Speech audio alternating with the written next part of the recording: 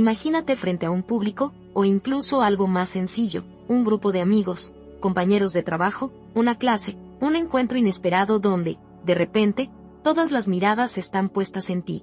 Tu corazón se acelera como si te persiguieran, se te corta la respiración, se te cierra la garganta. Tienes algo que decir, sientes que en tu interior reside una verdad, una idea, una frase que podría cambiar el ambiente que te rodea. Pero cuando llega el momento de hablar, todo se desvanece.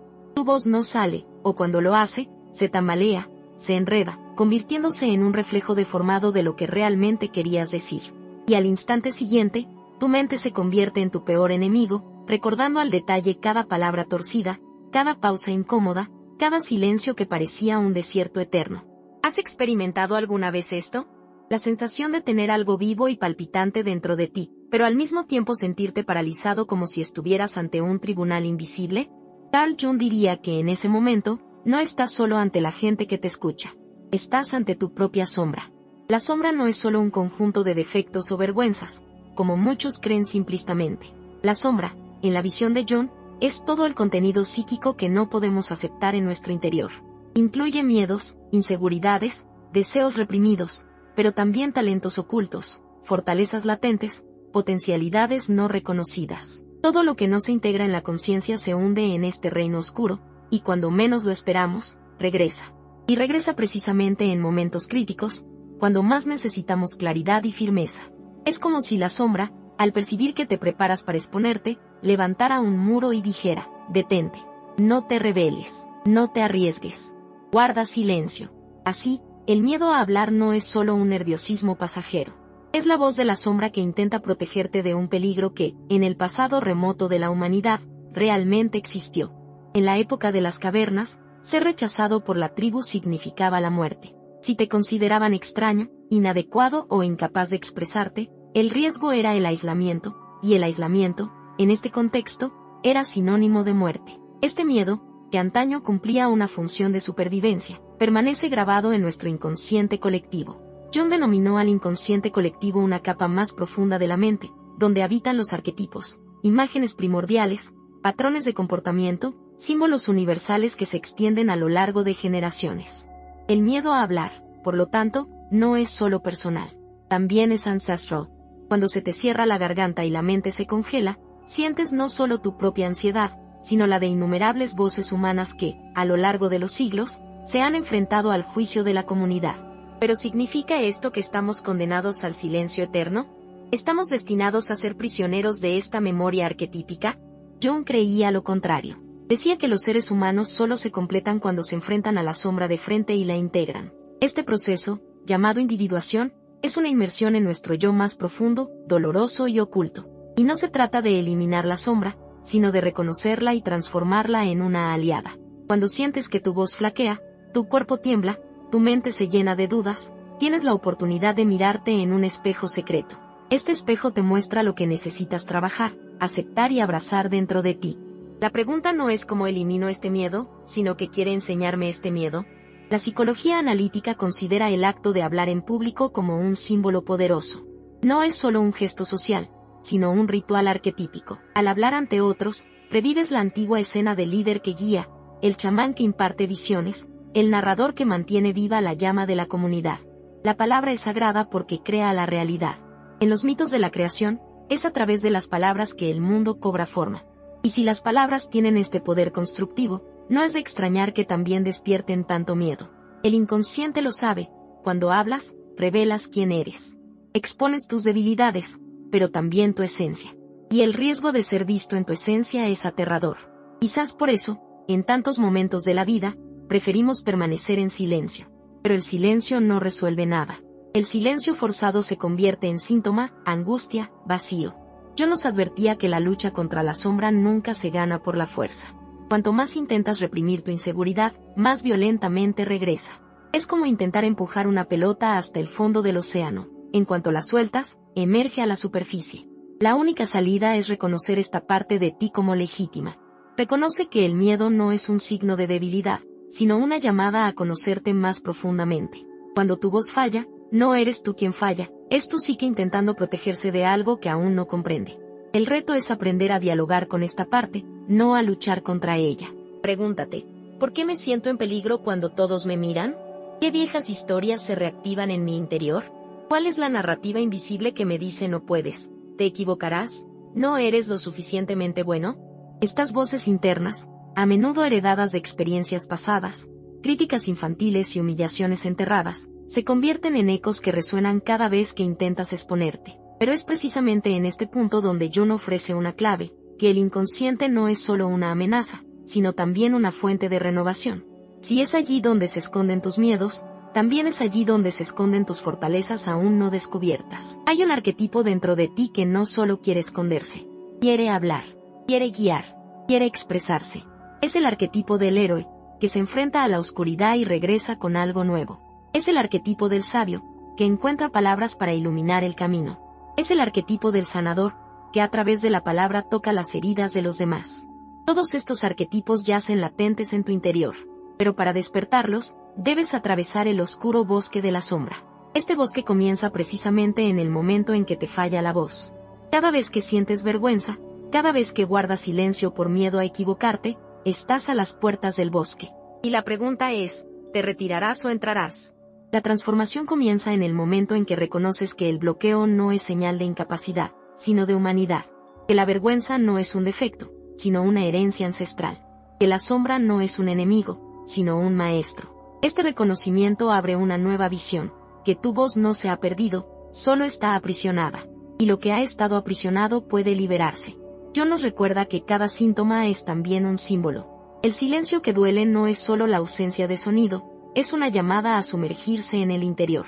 Y al sumergirte, no solo encuentras el miedo, te encuentras a ti mismo. ¿Pero por qué es tan doloroso este proceso? Porque hablar implica desnudarse. Se trata de despojarse de las capas de defensa que hemos construido a lo largo de la vida. Se trata de exponer nuestra vulnerabilidad a los demás. Y la vulnerabilidad, en el imaginario colectivo, siempre ha significado riesgo. Mostrarse puede atraer amor, pero también rechazo. La mente, queriendo evitar el rechazo, crea mecanismos de protección. El corazón se acelera, la garganta se cierra, las palabras se disuelven. Estas son señales de que la psique está en alerta máxima. Lo que debemos entender es que esta alerta no refleja la realidad actual. No hay ninguna tribu a punto de expulsarte. No hay ningún enemigo esperando tu error para destruirte. Solo existe tu mente reaccionando a fantasmas del pasado. Jung decía que el mayor peligro de la psique es confundir el símbolo con la realidad. El miedo al habla es un símbolo y, como cualquier símbolo, puede interpretarse y reinterpretarse. Cuando aprendes a ver tu ansiedad como una señal simbólica, no como una sentencia, se abre la posibilidad de transformación. Dejas de ser rehén del pánico silencioso y te conviertes en su intérprete. Y en ese instante, das el primer paso hacia la integración de la sombra. Porque la integración no significa borrar. Significa abrazarla, escucharla y darle un nuevo significado. Y si la sombra intenta silenciar tu voz, quizás sea porque teme el poder que conlleva. ¿Alguna vez lo has pensado? ¿Y si lo que tienes que decir no es solo una opinión banal, sino algo capaz de transformarte a ti y a los demás? El inconsciente conoce el poder de las palabras. Teme que, al hablar, rompas viejos patrones, desafíes narrativas, cuestiones jerarquías. Por eso, te pone obstáculos. Pero Jung nos animaba a superarlos. Porque solo cuando nos enfrentamos a lo que más tememos descubrimos quiénes somos realmente. Y aquí está el giro, no eres tímido por naturaleza. No eres incapaz de comunicarte. Lo que ocurre es que tu psique se enfrenta a un conflicto arquetípico entre la sombra y el ser, entre la máscara del miedo y el núcleo de la autenticidad que exige entrar. Cada vez que te atascas, este conflicto se manifiesta. Y cada vez que eliges, incluso temblando, dar un paso adelante, fortaleces la voz del ser. Es un proceso lento, pero cada intento es una victoria simbólica. Cada palabra pronunciada es una conquista contra siglos de silencio heredado. El miedo a hablar no es, por lo tanto, un enemigo. Es un portal. Un portal que, si se cruza, puede llevarte a un nivel más profundo de autoconocimiento. Puede revelar talentos que estaban ocultos. Puede despertar un coraje que parecía inexistente. Puede abrir puertas a conexiones reales. Pero para hacerlo, debes aceptar la invitación de la psique y cruzar el bosque de la sombra. Porque, al final, lo que está en juego no es solo la capacidad de hablar en público. Es la capacidad de sentirte completo ante el mundo. Y es aquí donde dejo una pregunta que resuena en vuestro interior, como una llamada silenciosa que prepara el terreno para el paso siguiente. Si vuestra voz ha quedado atrapada, si vuestra palabra es silenciada antes de nacer, ¿qué es exactamente lo que dentro de vosotros aún teme ser revelado a la mirada de los demás? Imagina por un momento que estás sentado frente a un grupo de personas, quizás en una reunión de trabajo, quizás en una cena familiar, quizás en un encuentro inesperado donde surge la oportunidad de hablar. Has ensayado mentalmente qué decir, organizado frases, incluso imaginado el impacto que podrían tener tus palabras. Pero cuando llega el momento, tu voz no sale como lo planeaste. Sale más débil, más apresurada o simplemente no sale. Y en lugar de claridad viene un silencio incómodo. Entonces, cuando el momento ha pasado, tu mente crea el escenario perfecto. Te ves diciendo exactamente lo que querías, imaginas a la gente reaccionando positivamente, sientes la confianza que desearías haber sentido. Pero la realidad queda atrás, marcada por una sensación de fracaso. Es como si hubiera dos versiones de ti, una silenciosa, que existe frente a los demás, y una fuerte y expresiva, que solo aparece cuando nadie te escucha. Carl Jung diría que este contraste no es casualidad. Es el reflejo de un proceso interno no resuelto, el choque entre la persona que mostramos y el ser que exige entrar. Y el camino entre estas dos fuerzas es lo que él llamó individuación. Individualizarse es convertirse en quien uno realmente es. No en lo que otros esperan, no en lo que hemos aprendido a mostrar para ser aceptados, sino en lo que late como una verdad esencial. Pero este camino nunca es lineal. Se compone de confrontaciones con lo que evitamos ver en nosotros mismos, y la dificultad de hablar en público, de exponernos, es una de esas confrontaciones. Porque hablar frente a otros es más que transmitir información, es revelar una parte íntima de uno mismo, es arriesgarse a ser visto no solo por lo que dices, sino por quién eres. Es permitir que el mundo perciba inseguridades, temblores, pausas y, al mismo tiempo, también perciba la fuerza, la originalidad y la autenticidad que llevamos dentro. Es un ritual de revelación. Y como todo verdadero ritual, implica miedo, transformación y entrega. Quizás hayas vivido una escena aparentemente banal, pero cargada de simbolismo. Un niño pequeño levanta la mano en la escuela para responder a una pregunta sencilla. Sabe la respuesta, pero cuando todos lo miran, se sonroja, se atraganta y baja la mano. En ese momento, no es solo una respuesta la que se pierde. Es una pequeña herida que se abre. La mente registra. Hablar delante de otros es peligroso. Cada episodio como este, a lo largo de la vida, refuerza el arquetipo del silencio. Y sin darnos cuenta, crecemos creyendo que nuestra voz es demasiado frágil para ser expuesta. Pero atención, lo que para nosotros parece solo un detalle de la infancia, yo lo vería como un símbolo. Este niño silencioso es la sombra en acción, pero también es la llamada para el comienzo de la individuación. Porque la individuación siempre comienza en el punto donde sentimos dolor. El silencio forzado de la infancia puede ser el lugar donde, más tarde, se abra la puerta a la verdadera transformación. Por eso, el primer paso para desbloquear el habla no es la técnica en sí, sino cambiar nuestra relación con nuestros propios errores. Jung nos recordó que el inconsciente no se transforma con la negación, sino con la aceptación. Y hablar en voz alta, incluso a solas, es una forma de aceptación. Puede parecer un gesto pequeño, casi ridículo, leer un párrafo en voz alta cuando nadie escucha. Pero este acto es profundamente simbólico. Es como decirle a tu inconsciente, acepto escucharme, acepto existir en el sonido, acepto mi propia presencia. Al leer en voz alta, no solo entrenas tu voz, entrenas tu psique para comprender que no hay ninguna amenaza en expresarse. Transformas el habla de un ámbito de riesgo a un ámbito de hábito. Y la psique, acostumbrada a asociar el habla con el peligro, comienza a reprogramarse. Algunas personas creen que solo mejorarán bajo presión, frente a grandes audiencias, en situaciones extremas. Pero la psique no aprende bajo amenaza. Aprende en un espacio protegido. Es como una planta frágil que necesita germinar al abrigo de la tierra antes de exponerse al sol y al viento. El hábito de leer en voz alta a diario, durante unos minutos, es como regar esta planta. Al principio, puede sonar extraño, artificial, mecánico. Pero poco a poco, la voz empieza a familiarizarse. Empiezas a notar pausas, gestos y hábitos. Y, lo más importante, empiezas a darte cuenta de que puedes escucharte a ti mismo sin juzgarte. Este es el embrión de la individuación, escucharte a ti mismo sin huir. Pero este proceso no se limita al ejercicio técnico. Se profundiza cuando reconocemos que, con cada palabra pronunciada, confrontamos siglos de silencio heredado. Piensa en cuántas generaciones de personas han permanecido en silencio por miedo, represión o por sentirse indignos de hablar. Este silencio colectivo vive en nosotros como memoria arquetípica. Cada vez que lees un párrafo en voz alta, Cada vez que te atreves a decir algo, incluso a solas, no solo estás practicando, estás rompiendo cadenas invisibles. Le estás diciendo al inconsciente colectivo, elijo romper el ciclo del silencio. Y esta elección tiene un poder simbólico que va mucho más allá de lo que uno podría imaginar. Hay otro punto. Cuando aprendes a hablarte en voz alta, empiezas a descubrir un detalle que la mayoría pasa desapercibido. La voz no es solo sonido. Es cuerpo. Es respiración. Es ritmo. Jung decía que el inconsciente habla en imágenes, pero también en movimientos y sensaciones. Cuando hablas encorvado, mirando al suelo, juntando las manos, tu cuerpo envía señales a tu cerebro de que estás en peligro. Pero cuando levantas el pecho, mantienes la mirada y respiras profundamente antes de pronunciar tus primeras palabras, envías las señales opuestas, que estás a salvo, que el territorio está bajo control. El cuerpo, en este sentido, no es un enemigo, es un aliado. Y al aprender a usarlo como apoyo, cambias no solo tu habla, sino todo tu estado psíquico. Puede parecer exagerado, pero inténtalo. Ponte de pie, lee algo en voz alta, respira hondo y haz una pausa antes de la primera frase. El efecto es inmediato, no solo en la claridad de tu voz, sino en la sensación de presencia. Este simple gesto es, de hecho, un pequeño rito iniciático, porque es en el cuerpo donde se manifiesta la transformación interior. El ser no se revela solo en pensamientos abstractos, se encarna en tu respiración, tu postura, tus gestos. Y cuando tu voz resuena, sostenida por tu cuerpo, no solo lleva sonido, sino alma.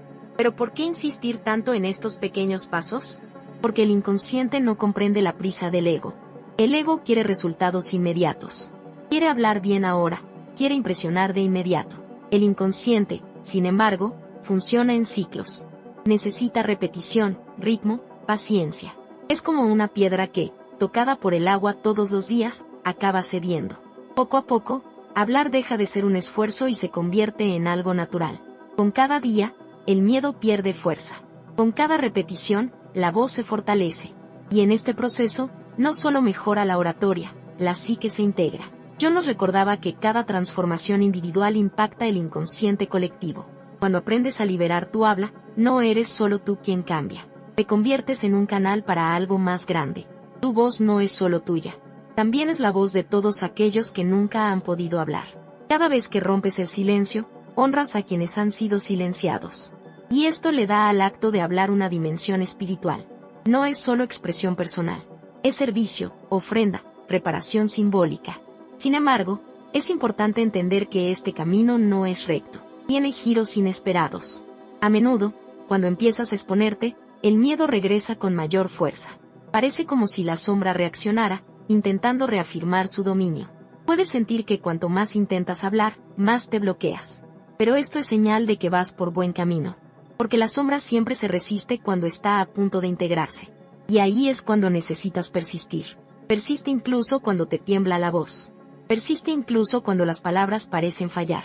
Persiste porque cada fracaso también es una victoria. Prueba de que te atreviste a enfrentar tu miedo en lugar de huir. Este proceso aún encierra un misterio que no se puede ignorar.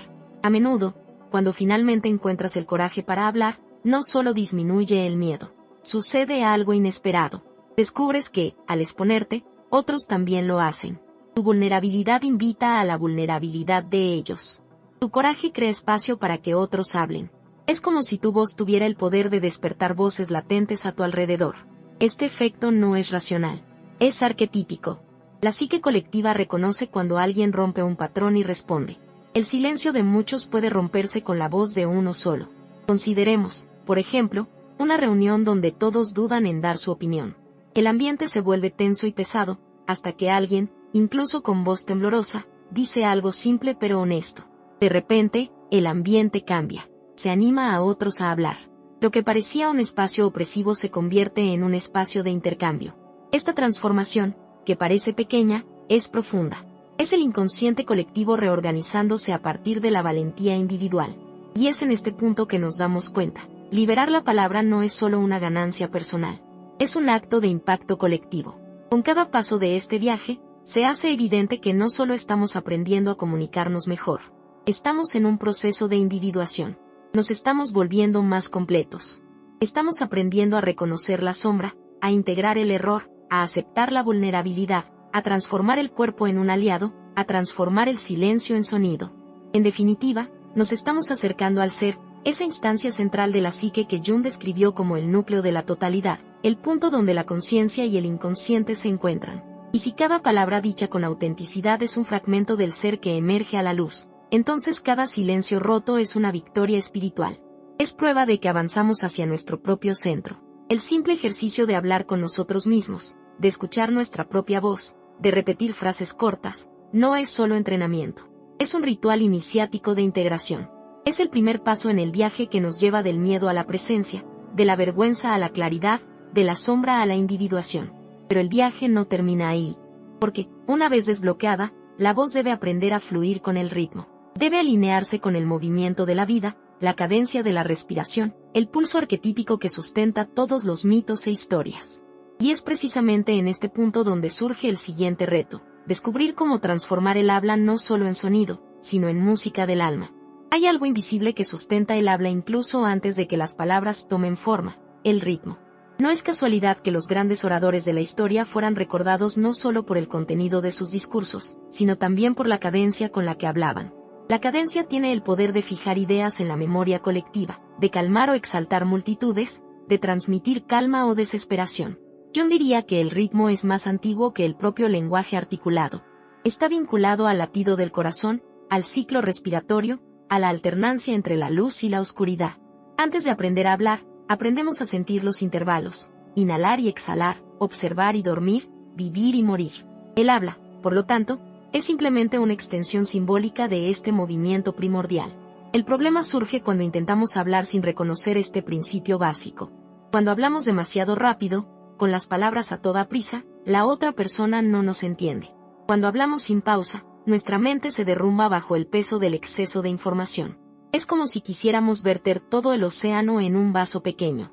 Y, inevitablemente, el vaso se rompe. La ansiedad al hablar, tan común, proviene en parte de este intento de controlar el flujo natural del habla, de querer contenerlo todo de golpe, del miedo al silencio entre una frase y la siguiente.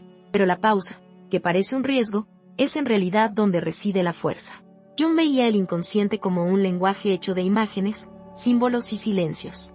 Los sueños, por ejemplo, no se componen únicamente de narrativas, sino de lagunas, espacios y espacios entre una escena y otra. Estos espacios son tan importantes como las imágenes, porque permiten que la psique respire. Lo mismo ocurre con el habla. Sin pausas, la palabra muere, sofocada. La técnica del Qigong, tan simple en apariencia, es una profunda metáfora de esta dinámica. Hablas, haces una pausa, respiras. Vuelves a hablar, haces otra pausa. Como una pelota que rebota, como un corazón que late y descansa. Es en este ir y venir que el habla se transforma en una presencia viva. ¿Pero por qué le tememos tanto a la pausa? ¿Por qué sentimos que fracasamos ante el silencio? ¿Será porque confundimos el silencio con el vacío? Lo cierto es que, desde pequeños, nos han enseñado a llenar cada espacio. En la escuela, quienes callan parecen distraídos. En el trabajo, quienes tardan mucho en responder son vistos como inseguros. En la vida cotidiana, el silencio se interpreta como debilidad. Aprendemos a temerlo como si fuera un abismo. Pero Jung decía que el abismo también es un portal. El silencio entre una frase y la siguiente no es ausencia. Es presencia amplificada. Es allí donde actúa el inconsciente, es allí donde se procesan los demás, es allí donde la palabra se transforma en experiencia. El silencio es alquímico. Decanta el mensaje, haciéndolo más denso, más penetrante. Imagina una conversación en la que alguien suelta información sin parar. Escuchas, pero tu mente se cansa. Ahora imagina otra escena. Alguien habla, hace una pausa, deja vibrar el aire, te mira a los ojos y continúa. En ese momento, la pausa no disminuye la fuerza del discurso, la magnifica. La pausa crea suspenso, anticipación, peso simbólico. Es como un mago que levanta la mano antes de lanzar un hechizo final. El silencio prepara el espacio para la revelación. ¿No es curioso pensar que lo que más tememos, el vacío entre las palabras, es precisamente lo que les da vida? La técnica del Qigong, cuando se practica conscientemente, no es solo un truco para parecer más tranquilo. Es un ejercicio espiritual. Es aprender a vivir con la brecha, con la nada que todo lo sustenta. Es aceptar que no necesitamos retener todo el discurso en la mente de una vez, sino simplemente liberar pequeños fragmentos, como semillas esparcidas en el suelo. Cada frase corta es una semilla.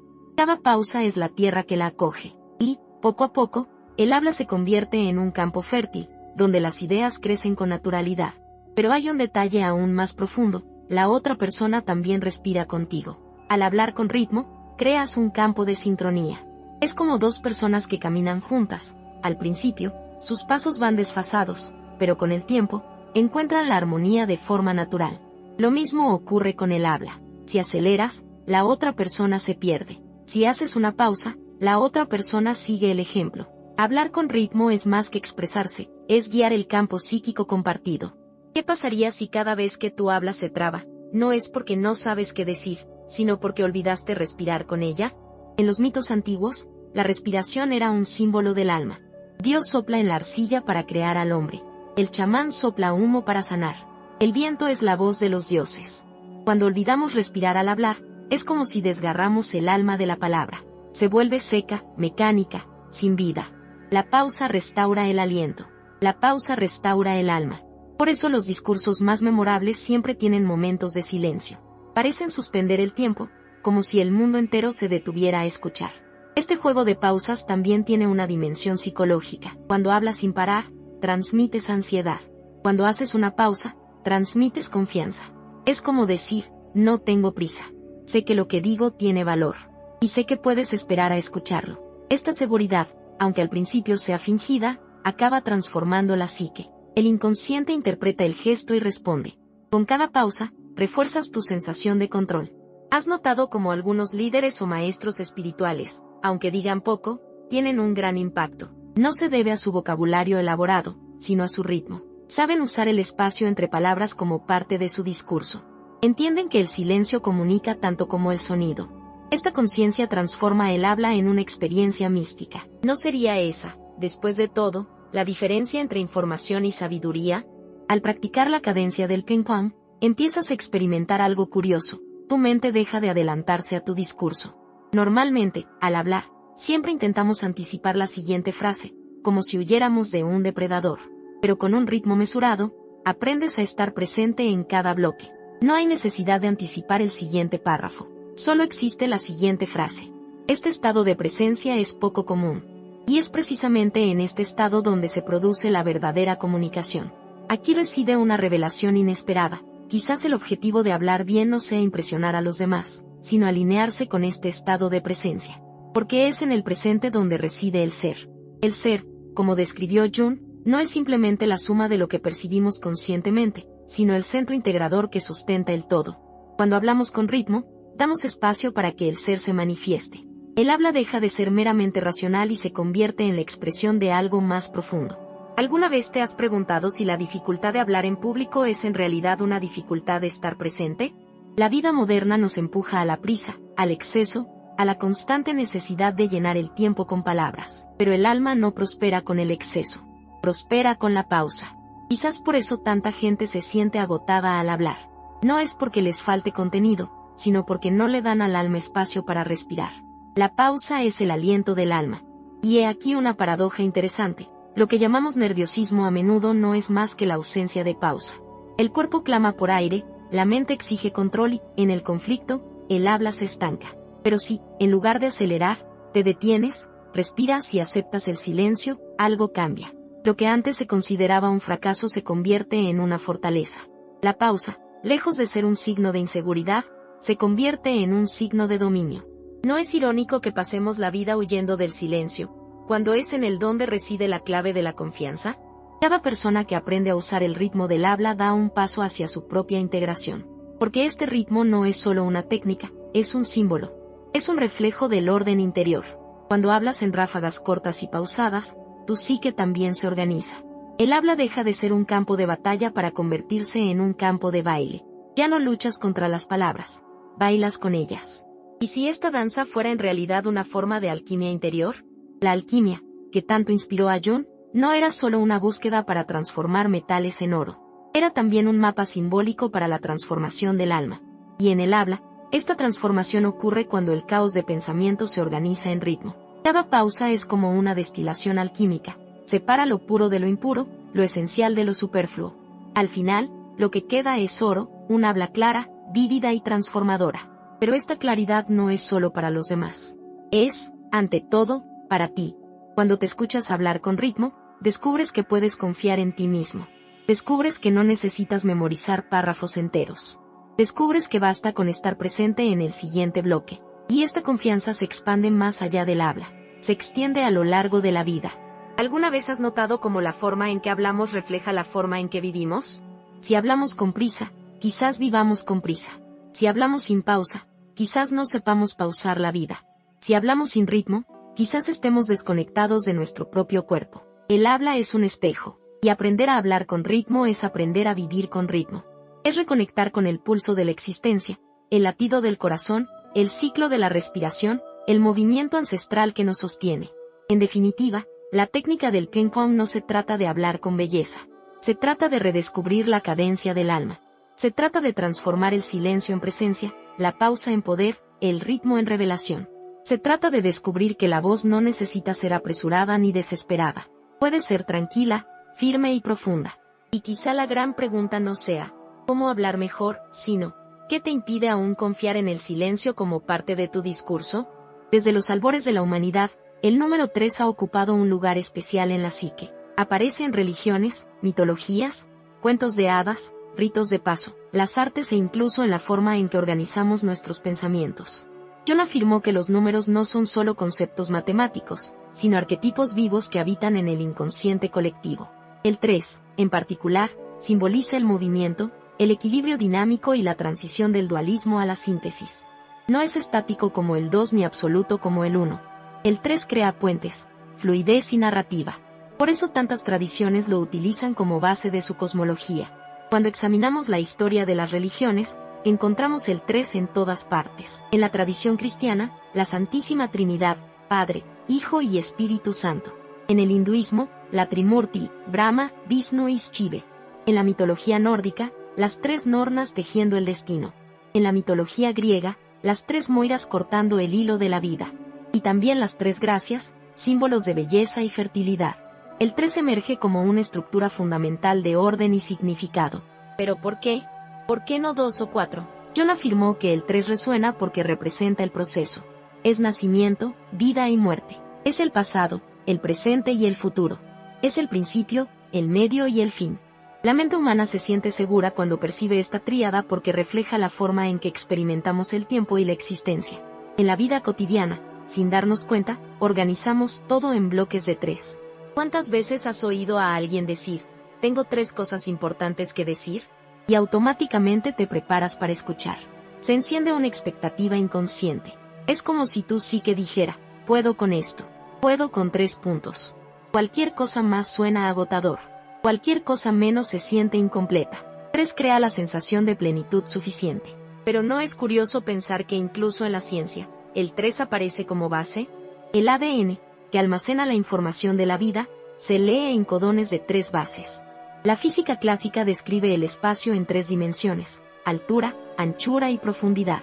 El átomo, la base de la materia, se describió inicialmente con 3 partículas principales, protón, neutrón y electrón. Incluso los estados más conocidos de la materia, sólido, líquido y gaseoso, se organizan en tríadas. Y en la narrativa, el teatro, el cine y la literatura, la estructura de 3 actos es la más utilizada: introducción, conflicto y resolución. Es una coincidencia que todo lo que nos rodea, desde los mitos hasta las moléculas, insiste en estar estructurado de 3 en 3. Un ejemplo inesperado proviene de los cuentos infantiles. Los cuentos de hadas, que Jung y sus seguidores consideraban expresiones del inconsciente colectivo, utilizan el número 3 casi como norma. Los 3 cerditos, las 3 pruebas de Hércules, las 3 hermanas, aparecen en muchas narrativas. El héroe rara vez triunfa en el primer intento, fracasa en el segundo, pero triunfa en el tercero. Este patrón no es un mero recurso literario. Corresponde al recorrido psicológico del ser humano. El primer intento representa la ingenuidad, el segundo, la lucha consciente, y el tercero, la integración. El inconsciente reconoce esta cadencia y la internaliza. Por eso sentimos satisfacción al escuchar una historia que concluye en 3 etapas. Existen relatos curiosos sobre cómo el número 3 se manifiesta en contextos improbables. En un estudio de memorización realizado por psicólogos cognitivos, se descubrió que las personas recuerdan listas de 3 elementos con mayor facilidad que listas más largas. Ya fueran números, palabras o imágenes, el grupo de 3 siempre destacaba. Es como si el cerebro estuviera sintonizado naturalmente con esta frecuencia. Este hallazgo puede parecer insignificante, pero confirma algo que las tradiciones espirituales han sabido durante siglos. Existe un poder arquetípico activado en la tríada. ¿Y si esta atracción por el número 3 fuera más que un simple hábito cultural? ¿Y si estuviera profundamente arraigada en el inconsciente colectivo? Piensa en tu vida cotidiana. ¿Cuántas veces te has sentido más seguro organizando tus ideas en 3 puntos? Al preparar una presentación, es común elegir 3 razones convincentes.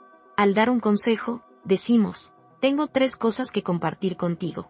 Incluso en la comedia, los guionistas saben que la regla de 3 es más divertida porque el público espera la pausa en el tercer punto. Este patrón, repetido en diferentes ámbitos, revela que el número 3 es más que una convención. Es una especie de código universal. Desde una perspectiva junguiana, cada número conlleva una cualidad simbólica. El 1 representa la unidad, pero también el aislamiento. El 2 es dualidad, oposición, tensión. El 3 es movimiento, reconciliación. Es como si el conflicto del 2 se resolviera en el tercer elemento. Jung decía que el símbolo del 3 siempre apunta a la transformación, porque en él, lo estancado se convierte en un proceso. El 3 es el símbolo de la transición. ¿Alguna vez has notado cómo muchas de nuestras experiencias más memorables ocurren en tríadas? Observa tu propia vida. Un niño aprende algo nuevo, enfrenta dificultades y las supera. Hay 3 fases. Una relación comienza con pasión, atraviesa una crisis y encuentra o no el equilibrio. 3 momentos. Incluso el ciclo del día se divide en mañana, tarde y noche. Vivimos inmersos en tríadas y no nos damos cuenta. Quizás por eso, cuando escuchamos a alguien organizar su discurso en 3 puntos, sentimos una extraña familiaridad, como si ya conociéramos el camino. Pero aún hay un aspecto espiritual que considerar. En muchas tradiciones místicas, el número 3 se considera la puerta a la plenitud. En el hermetismo, se menciona el axioma, todo es triple. En el tarot, el arcano 3 es la emperatriz, símbolo de fertilidad, creación y expansión. Los alquimistas buscaban 3 elementos fundamentales: azufre, mercurio y sal. Para Jung, estos símbolos no eran meras fantasías. Eran representaciones de la psique intentando describir su propio proceso de integración. El número 3 representa el momento en que la psique deja de dividirse en opuestos irreconciliables y encuentra una tercera vía. ¿No es fascinante imaginar que, cuando utilizamos la regla de 3 en el habla, no solo estamos organizando palabras, sino evocando un antiguo arquetipo que estructura nuestra percepción de la realidad? Hay eventos improbables que refuerzan este misterio.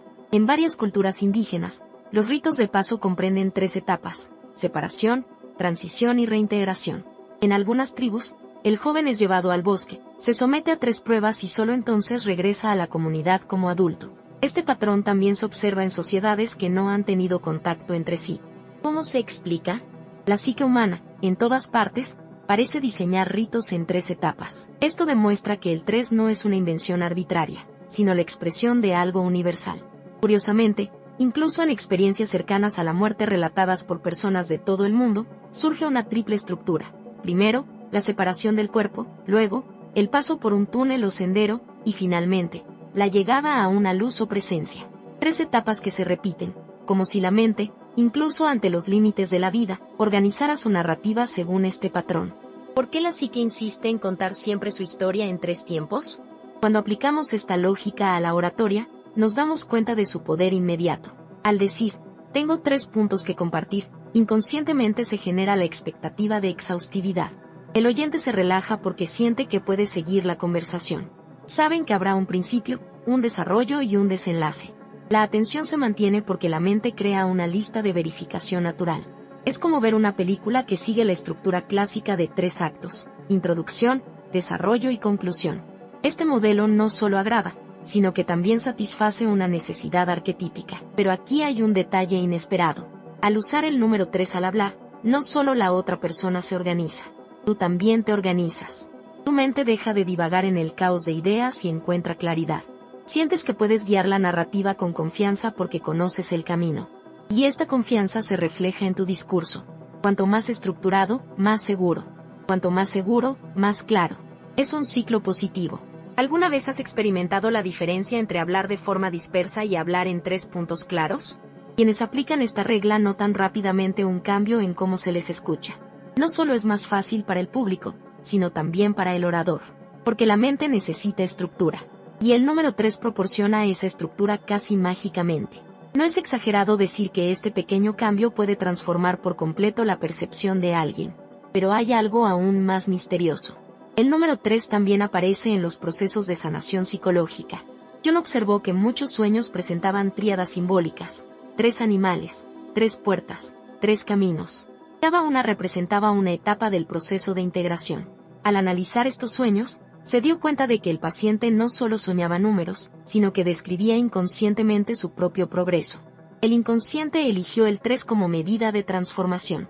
Esto nos lleva a una pregunta inquietante. ¿Qué pasa si cada vez que usamos el 3 en nuestro discurso, estamos conectando con este mismo patrón inconsciente de transformación?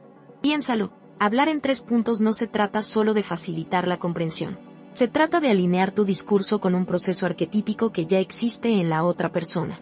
Es como tocar una nota que ya vibra en la psique colectiva. Esta sintonía crea impacto porque despierta algo que ya estaba latente. La otra persona no solo lo escucha, resuena.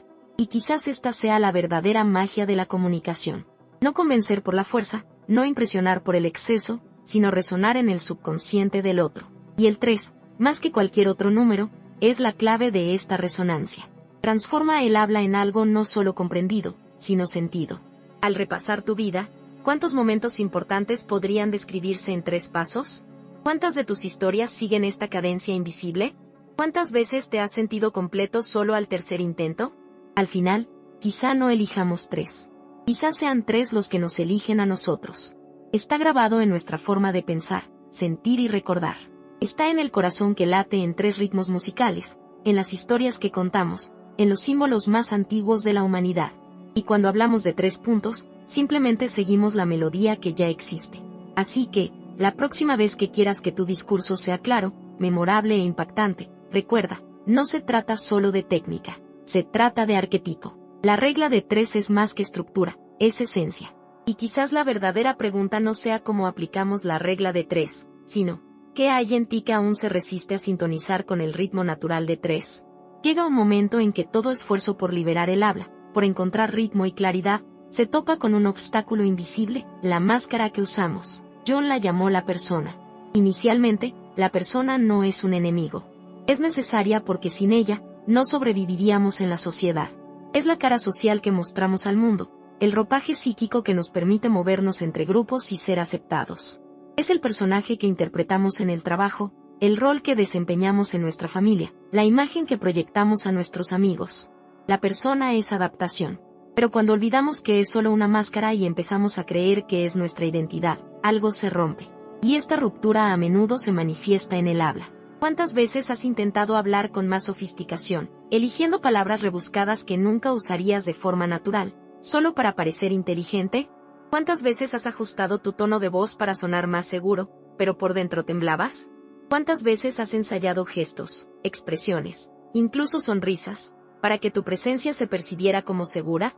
Este esfuerzo, en cierto sentido, es la persona intentando protegerte. Piensa, si solo muestro mi versión idealizada, nadie podrá juzgarme. Pero en la práctica, ocurre lo contrario. Cuanto más oculto estoy, menos conectado estoy.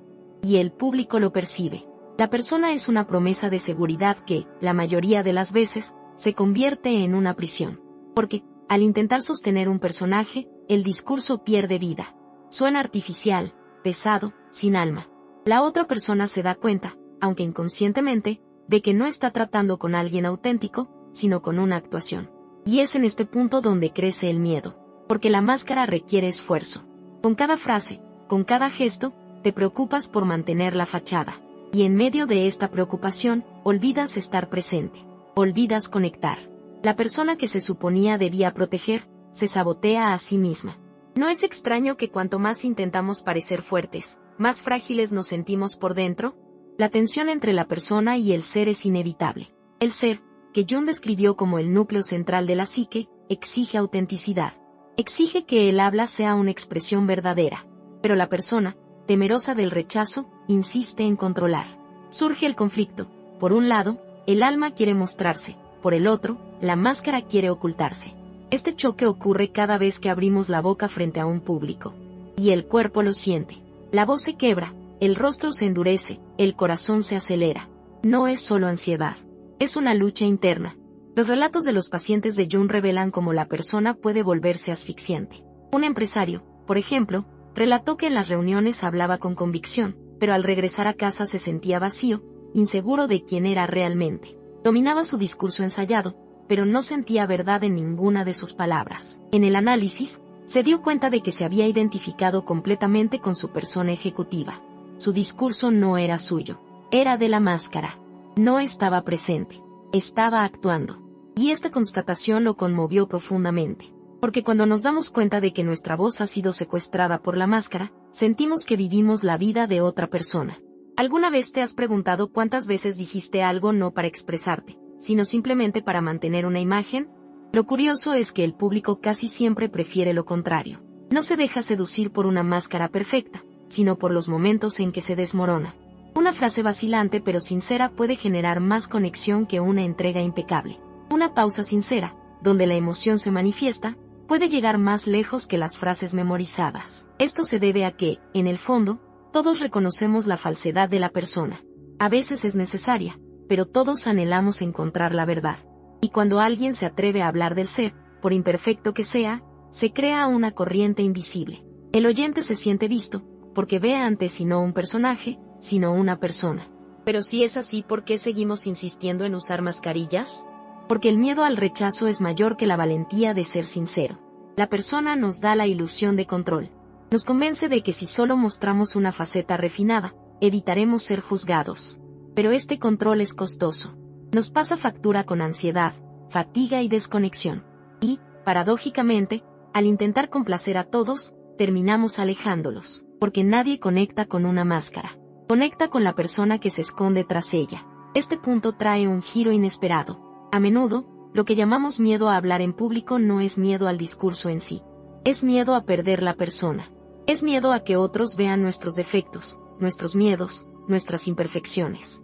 Es miedo a ser vistos como realmente somos. Por eso nuestra voz flaquea. Por eso nuestra mente se congela. Porque en el fondo, no solo intentamos hablar. Intentamos mantener una máscara demasiado pesada. ¿Y si el problema no es la falta de técnica, sino el exceso de carácter? Al darse cuenta de esto, muchas personas experimentan un alivio casi inmediato, porque comprenden que ya no necesitan fingir. Pueden hablar como si fueran amigos. Pueden usar palabras sencillas. Pueden reírse de sí mismos. Incluso pueden cometer errores, porque los errores no destruyen la conexión, al contrario, la fortalecen. La otra persona se identifica más con alguien humano que con alguien que finge ser perfecto. Y es en ese momento que el habla cobra vida. Jung decía que la persona, al integrarse, no desaparece, sino que se vuelve flexible. Deja de ser una prisión y se convierte en un instrumento. Puedes usarla cuando sea necesario, en el trabajo, en entornos formales, pero sabes que no eres tú. Sabes que debajo de ella se esconde algo más profundo. Esta conciencia libera, porque cuando sabes que la persona es solo una máscara, puedes elegir cuándo usarla y cuándo soltarla. Y entonces el habla fluye con autenticidad. Pero aquí surge una pregunta inquietante. ¿Tienes el coraje de quitarte la máscara delante de los demás? La respuesta no es sencilla, porque soltar la persona requiere atravesar la vergüenza, el miedo y el riesgo real de no ser aceptado. Y eso duele. Es un proceso de muerte simbólica. Es como desnudarse delante de desconocidos. Pero también es la única manera de encontrar tu verdadera voz. Porque una voz auténtica no puede nacer tras una máscara. Solo emerge en el encuentro directo con la vulnerabilidad. Imagina a alguien en un escenario, frente a cientos de personas. Empieza con diálogos ensayados, un tono firme y una sonrisa calculada. Pero de repente, se le escapa una palabra, perdiendo el hilo de sus pensamientos. El silencio pesa. En lugar de intentar ocultarlo, admite, estaba nervioso y me descontrolé. El público ríe, se acerca y se relaja. El error, que podría verse como una debilidad, se convierte en conexión. Porque en ese instante, la persona cayó y el ser habló. Ese tipo de momento es inolvidable. ¿No es irónico que nos esforcemos tanto por evitar los errores, cuando es precisamente a través de los errores que nos acercamos más a los demás? El habla auténtica no requiere perfección, requiere presencia. Y la presencia solo se da cuando nos permitimos ser quienes somos, no quienes queremos que los demás vean. Cuando hablas como si fueras un amigo, cuando bajas la guardia, cuando conectas con tu propio ritmo interior, tu voz se transforma. No es solo sonido, es energía viva. Es la psique manifestándose en su forma más pura. Este proceso, sin embargo, no es lineal. A menudo, tras experimentar la libertad de hablar sin máscara, puedes sentir la tentación de volver a ocultarla. La persona es seductora. Ofrece consuelo, aunque sea falsa. Pero cada vez que te atreves a ser auténtico, el ser gana más espacio. Y cuanto más espacio ocupa el ser, más fácil resulta hablar con claridad. ¿Pero estás dispuesto a renunciar a la ilusión de la persona a cambio de la fuerza del ser? Esta es la encrucijada a la que todos nos enfrentamos. La elección entre vivir interpretando papeles o hablar desde nuestra verdad interior. Entre mantener la máscara o arriesgar la autenticidad. Es una decisión difícil, pero también la más transformadora. Porque cuando eliges la verdad, descubres algo sorprendente. El público no solo la acepta, sino que la abraza. Porque todos llevamos la misma lucha. Todos conocemos el peso de la persona. Y todos anhelamos que alguien nos demuestre que es posible vivir sin ella. Al final, la persona no es el enemigo. Es parte del proceso. Nos protegió cuando éramos demasiado frágiles para enfrentarnos al mundo de frente. Pero llega un momento en que debemos estar agradecidos y dejarlo ir. Porque la vida no se puede vivir completamente tras una máscara. El habla no puede ser controlada eternamente por un personaje. La autenticidad no puede esperar eternamente. Y es en este punto que nos acercamos a la conclusión de este viaje. Porque, al integrar la sombra, al desbloquear el habla, al aprender el ritmo y al reconocer el poder de tres, alcanzamos el límite final, hablar no para sostener la persona, sino para revelar el ser. Es esta revelación la que da sentido a todo lo dicho hasta ahora. Es esta revelación la que transforma el habla en un camino de individuación. Y aquí está la pregunta que abre la puerta al desenlace. Si tuvieras que quitarte todas las máscaras ahora mismo, si tuvieras que hablar ante el mundo sin ninguna persona, ¿qué voz surgiría?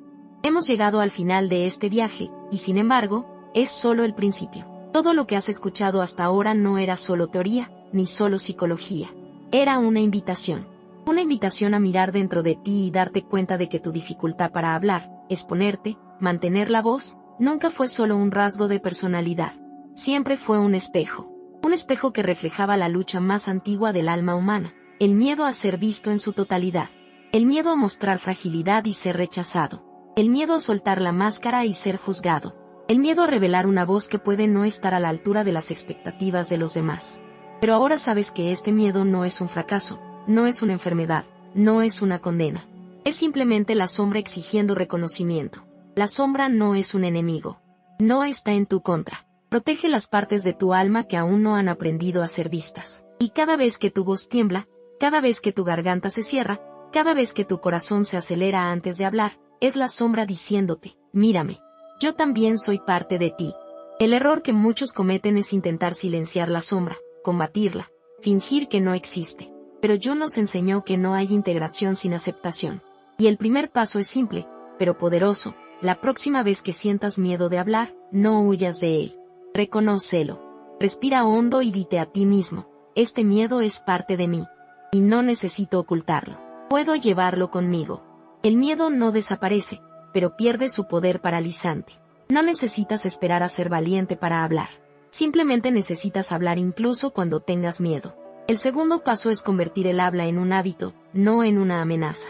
Esto significa crear momentos seguros para escuchar. Toma cualquier texto y léelo en voz alta todos los días durante 5 minutos. Puede parecer poco tiempo, pero lo que está en juego no es la lectura en sí, sino el mensaje al inconsciente. Hablar es seguro. El cerebro, condicionado durante años a creer que hablar es arriesgado, comienza a reprogramarse. Poco a poco, tu habla deja de ser un campo de batalla y se convierte en territorio familiar. Y cuanto más familiar, menos amenazante. Este ejercicio simple, casi infantil, es en realidad un ritual simbólico de individuación. Porque al escucharte, te reconoces. El tercer paso es aprender a confiar en el ritmo. La técnica del Qigong no es solo un consejo práctico, sino una forma de alinearse con el fluir de la vida. Hablar en ráfagas cortas, con pausas, permite que la respiración se integre en el discurso, permite que el silencio se convierta en un aliado y permite que la mente evite tener que cargar con todo a la vez. Es estar presente. Y la presencia es quizás el mayor secreto de la comunicación. Cuando hablas rítmicamente, no solo transmites ideas. Transmites un estado. Y la otra persona, sin darse cuenta, entra en ese estado contigo. El ritmo no solo organiza tu discurso, sino también tu psique. Es una forma de decirle al inconsciente, No necesito apresurarme.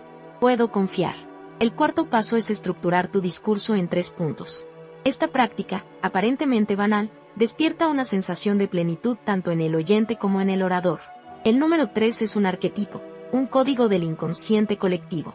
Cuando dices, tengo 3 cosas importantes que compartir, la otra persona se abre de inmediato porque siente que puede seguirte. Pero más que eso, te tranquilizas porque sabes que tienes un mapa. Primero, segundo, tercero. Es claro, simple, universal. La regla de 3 es mucho más que oratoria. Es sintonizar con cómo el alma organiza sus propias historias. El quinto paso es liberarte de la persona. Quizás sea el más difícil, porque la persona ha sido tu aliada durante tanto tiempo. Te dio seguridad en momentos en que no sabías cómo mostrarte, pero ahora es momento de soltarla. No significa abandonarla por completo, sino aprender a no depender de ella. Porque el habla auténtica surge cuando hablas como le hablarías a un amigo. Sin máscaras, sin artificios, sin la obsesión de parecer inteligente, perfecto o inquebrantable. El habla que conmueve nace de la sencillez. Y la sencillez es valentía. La valentía de ser visto como eres. Claro que este camino no es fácil. Quizás sientas resistencia. Quizás pienses que no puedes. Quizás sientas que es más seguro callar, permanecer enmascarado. Pero pregúntate, ¿cuántas oportunidades has perdido por no hablar? ¿Cuántas veces has guardado silencio pudiendo haberlo hecho? ¿Cuántas de tus ideas han sido silenciadas, sin ver la luz? ¿Y no es hora de cambiar eso? Imagina por un momento si hubieras empezado a aplicar estos pasos hace un año. ¿Dónde estarías ahora? ¿Cuántas conversaciones habrías mantenido con más confianza? ¿Cuántas puertas se habrían abierto? ¿Cuántas conexiones habrían florecido? El tiempo que ha pasado no se puede recuperar, pero el tiempo que viene aún se puede moldear. Y la decisión empieza hoy. No se trata de convertirse en un gran orador de la noche a la mañana. No se trata de hablar sin miedo en cualquier situación. Se trata de empezar poco a poco. Leer en voz alta 5 minutos al día. Respirar antes de la primera frase. Organizar un pensamiento en 3 puntos. Permitirse una pausa. Hablar con sencillez. Estos pequeños gestos, repetidos, se convierten en hábito. Y el hábito se convierte en identidad. La identidad de alguien que no rehúye su propia voz. Pero aquí está la cuestión más profunda. Al encontrar tu voz, no solo transformas tu comunicación, transformas tu vida. Porque nuestra forma de hablar refleja nuestra forma de existir. Quienes hablan con prisa, viven con prisa. Quienes hablan sin pausa, viven sin pausa. Quienes hablan con miedo, viven con miedo. Cuando aprendes a hablar con ritmo, presencia y claridad, también aprendes a vivir con ritmo, presencia y claridad. El habla no es solo expresión, es un espejo. Piensa en cuántas veces has admirado a alguien no por lo que decía, sino por cómo lo decía. La calma, la confianza, la claridad, la sencillez. Este estado no es un privilegio de unos pocos. Está disponible para todos los que se atreven a trascender el miedo, integrar la sombra, reconocer la persona y hablar desde el ser. El ser es el centro de tu psique, el núcleo de totalidad que integra lo consciente y lo inconsciente. Cuando hablas desde el ser, tu voz transmite algo que ninguna técnica enseña: autenticidad. Y la autenticidad es irresistible. Pero quizás todavía te preguntas, ¿puedo hacerlo? La respuesta no está en mí, está en ti. Ya diste el primer paso al venir aquí, al escuchar, al reflexionar. El siguiente paso es actuar. Mañana, o incluso hoy, elige un texto, léelo en voz alta, practica las pausas, organiza 3 puntos y habla con sencillez. No esperes el momento perfecto. Nunca llegará. El momento es ahora. Y recuerda, la transformación no ocurre de golpe. Es un proceso de individuación. Cada palabra pronunciada es un fragmento de la sombra integrada. Cada pausa es un gesto de confianza. Cada simple expresión es un fragmento de la persona que se disuelve. Cada experiencia es un paso hacia el ser. Con cada intento, no solo mejoras tu habla, sino que te vuelves más completo. En definitiva, no solo hablamos de comunicación. Hablamos de vida. Hablamos de la valentía de existir plenamente. Hablamos de atreverse a ocupar espacio con tu voz. Porque tu voz no es solo tuya. Es también la voz de todos aquellos que, con el tiempo, han sido silenciados. Es continuidad, es herencia, es legado. No dejes que se pierda en el silencio. Y ahora, la decisión es tuya. Puedes cerrar este video y seguir como siempre, guardando silencio cuando más importa, conteniéndote cuando quieres expresarte, viviendo atrapado en una máscara. O puedes decidir que hoy es el día en que tu voz empieza a renacer. Hoy es el día en que das el primer paso, pequeño pero verdadero, hacia la autenticidad.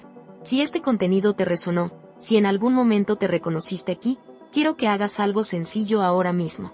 Dale me gusta a este video. Esto demuestra que este mensaje te llegó. Comenta, incluso anónimamente, porque tu voz importa, e incluso en el silencio del anonimato, es un gesto de participación. Y si aún no lo has hecho, suscríbete al canal, porque este viaje no termina aquí. Hay mucho más por explorar, mucho más por integrar, mucho más por descubrir dentro de ti. Tu voz es tu camino. El miedo no desaparecerá, pero puedes caminar con él. La máscara no desaparecerá, pero puedes dejarla a un lado cuando quieras. El silencio no terminará, pero puedes transformarlo en una pausa llena de presencia. Y al final, lo que quedará no será solo alguien que hable bien, sino alguien que viva bien. Y ese es el mejor regalo que puedes darte. Ahora os dejo con una última pregunta, no para que la respondáis en voz alta, sino para que resuene en vuestro interior. Si hoy fuera el primer día que hablarais sin mascarilla, sin miedo, sin silencio forzado, ¿qué le diría vuestra voz al mundo?